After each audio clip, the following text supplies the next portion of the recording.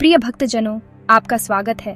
भारत के सबसे रंगीन और प्रिय पर्वों में से एक की पावन यात्रा में आपका अभिनंदन है। आज हम आपके हृदय में भक्ति और श्रद्धा की एक नई यात्रा आरंभ करते हैं। आज हम गणेश चतुर्थी के इस दिव्य पर्व का रहस्य और महत्व जानेंगे। यह समय है अपार हर्ष, गहन भक्ति और मंगल आरंभ का। यह पर्व भगवान गणेश, हमारे प्रिय गजमुख देव के हमारे घरों और हृदयों में आगमन का प्रतीक है। 10 दिनों तक वातावरण भक्तिमय गीतों की गूंज, धूप और पुष्पों की सुगंध तथा लाखों श्रद्धालुओं की सामूहिक ऊर्जा से भर जाता है। किंतु इस भव्य उत्सव का वास्तविक सार क्या है?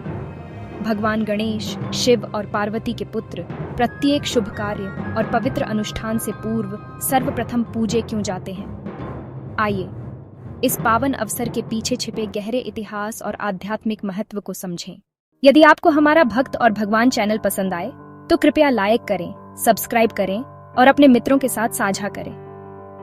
भगवान गणेश के जन्म की कथा अत्यंत आकर्षक और गूढ़ है, जिसकी शुरुआत कैलाश पर्वत के दिव्य धाम से होती है।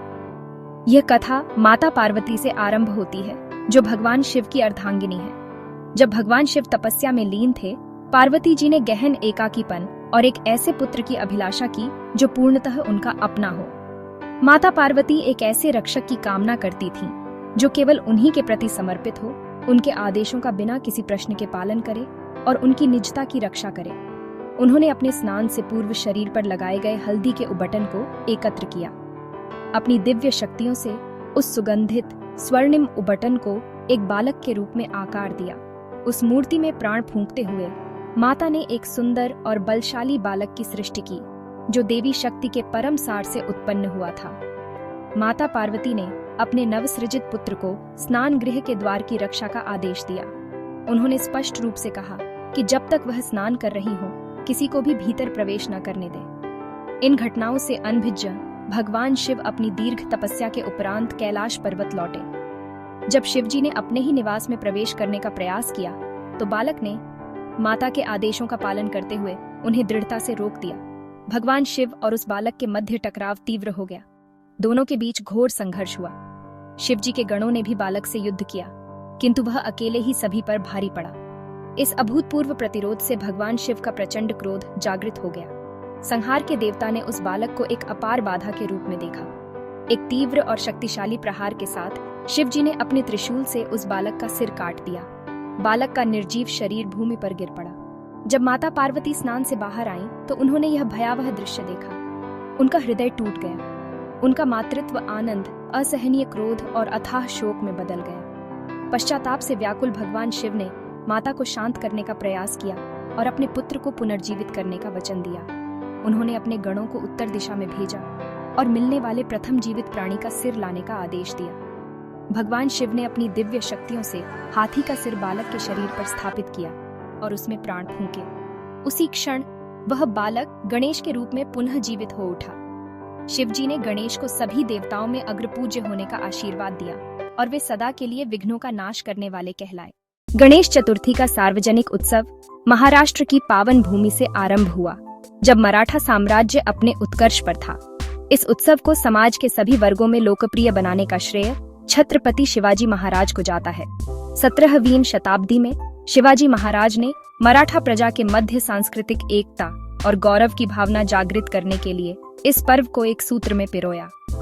उनके संरक्षण में गणेश चतुर्थी भव्यता और जन सहभागिता के साथ मनाया जाने लगा। यह परंपरा पेशवाओं के शासनकाल में भी जारी रही, जब भगवान गणेश के प्रति उनकी भक्ति प्रसिद्ध थी।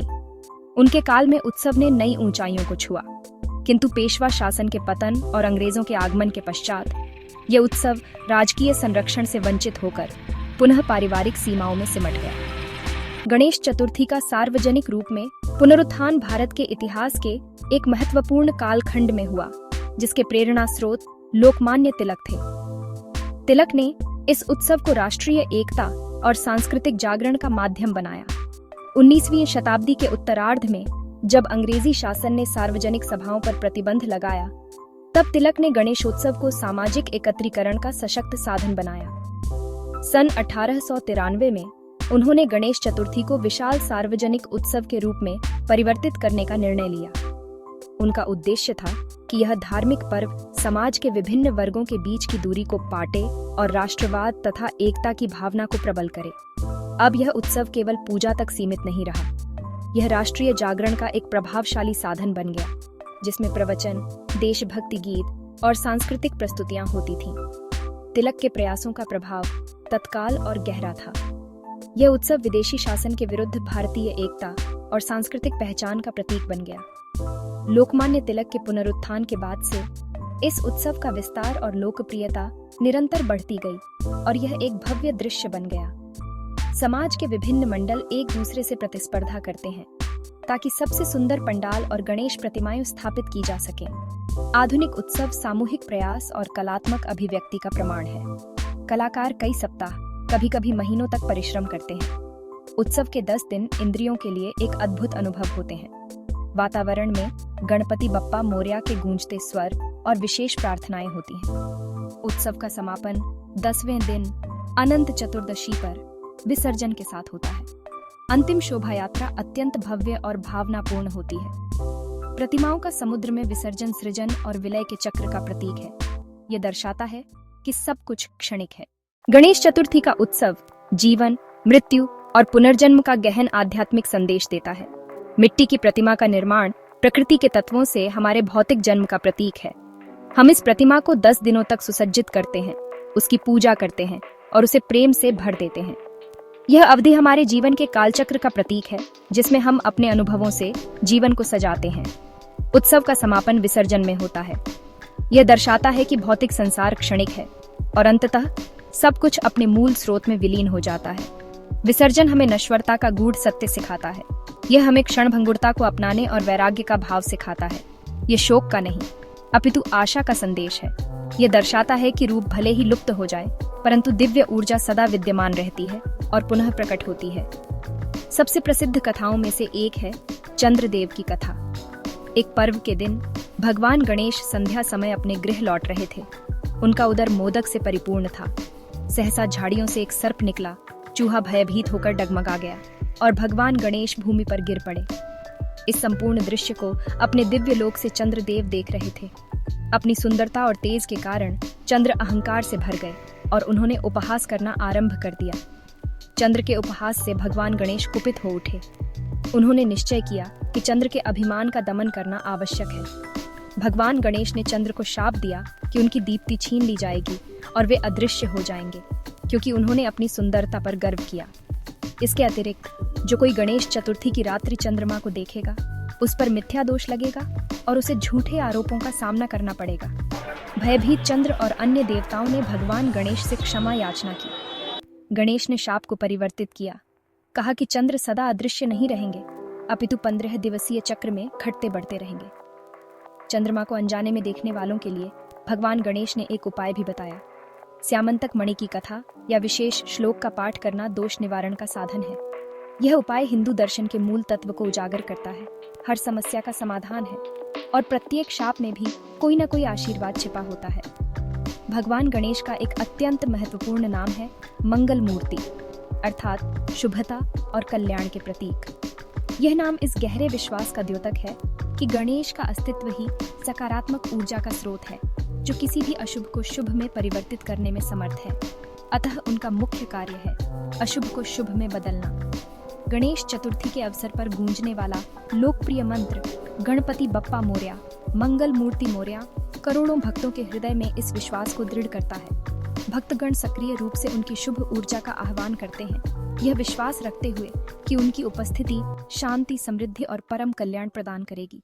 जैसे ही गणेश चतुर्थी की हमारी यात्रा अपने समापन की ओर बढ़ती है, हम अनुभव करते हैं कि यह रंग बिरंगा उत्सव केवल एक धार्मिक आयोजन नहीं, बल्कि जीवन के हर क्षेत्र में सकारात्मकता और एकता का संदेश है।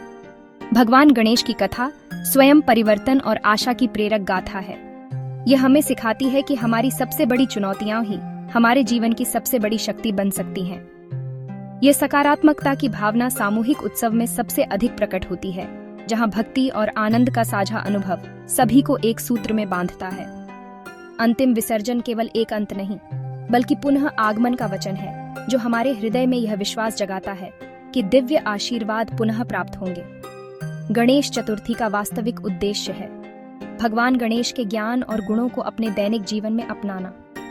उनका विशाल मस्तक हमें उच्च विचारों की प्रेरणा देता है और उनके बड़े कान हमें दूसरों को ध्यानपूर्वक सुनने की सीख देते हैं। गणेश जी की भावना को अपनाने का अर्थ है अपने भीतर और समाज में विघ्नों को दूर करने की क्षमता विकसित करना, जिससे हम सभी के लिए मार्ग सरल हो सके। ये किसी को प्रोत्साहन देने, सहायता का हाथ बढ़ाने या अपने ज्ञान को साझा करने जितना सहज हो सकता है।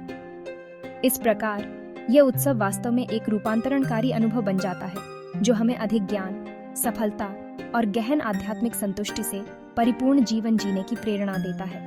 जय गणेश। यदि आपको हमारा भक्त और भगवान चैनल पसंद आया हो तो कृपया लाइक करें, सब्सक्राइब करें और अपने मित्रों के साथ साझा करें।